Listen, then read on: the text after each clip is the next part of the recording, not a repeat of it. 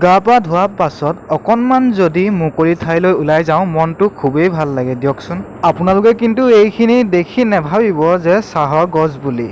চাহৰ গছৰ দৰে দেখাত লাগিছে কিন্তু চাহৰ গছ নহয়। হাবিখিনি ওলাইছে যদি মানে চাহৰ গছ যেনেকুৱা লাগে দেখিবলৈ ঠিক তেনেকুৱা নিচিনা লাগিছে, মানে সমান। আমাৰ ৰুমটো কাষৰতে ওচৰে পাজৰে কেইবাটাও ৰুম আছে, মানে বিল্ডিং।